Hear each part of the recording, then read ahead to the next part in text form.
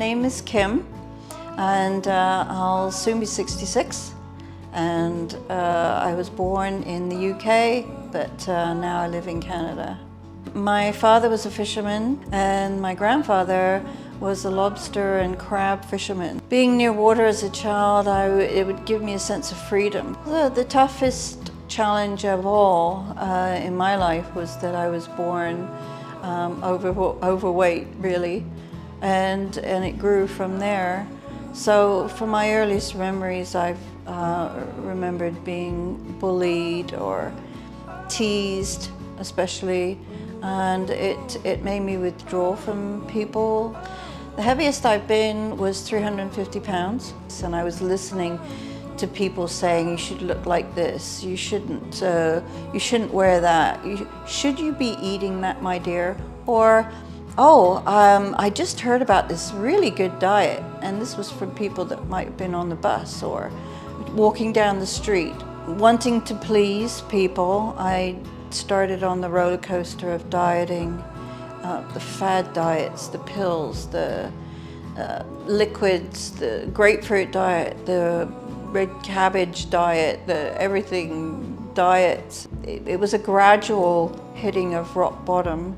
So I ended up getting my jaws wired together for 9 months and drinking just milk and having this rope put around my waist. And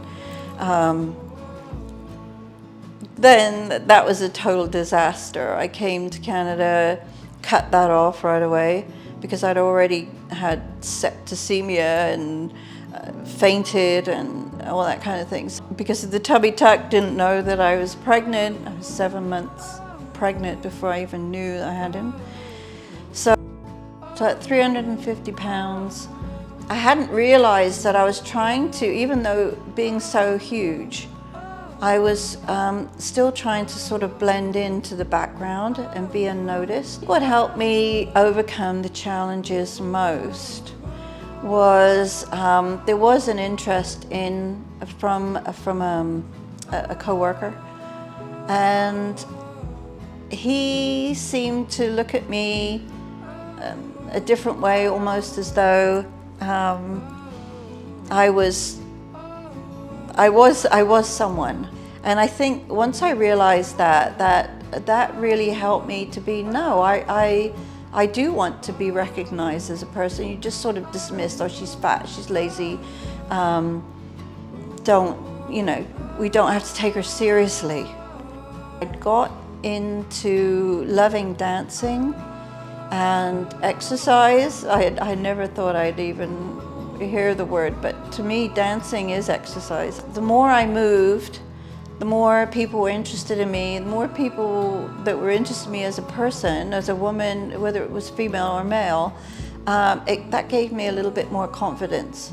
And that was really what started me on the path of the holistic approach to living and being happy.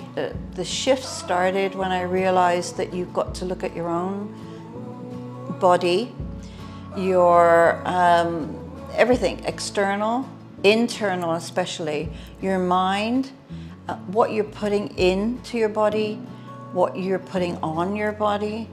All these things are tied in together.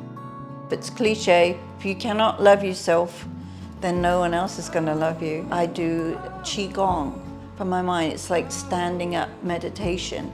You're in the moment. You can't be happy unless you're grateful for what you've got, because you are always chasing the next thing. Oh, I need this. I can be happy once I've got $1 million, or I can be happy when I've got this. No, you've got to be grateful for what you've got now.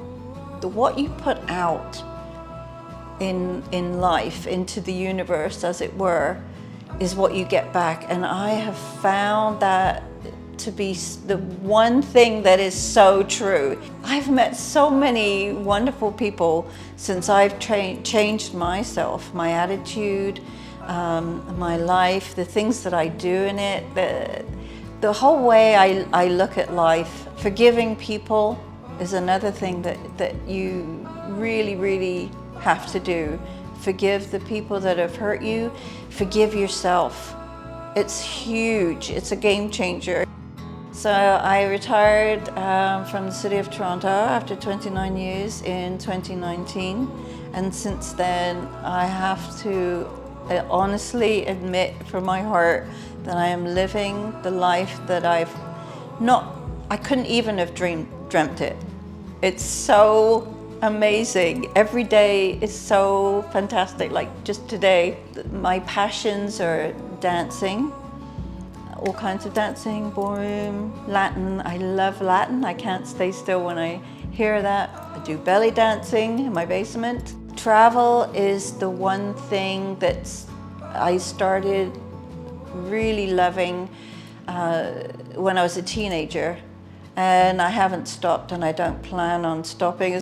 Honestly, at the stage in my life that if I do something and somebody doesn't approve, that's fine.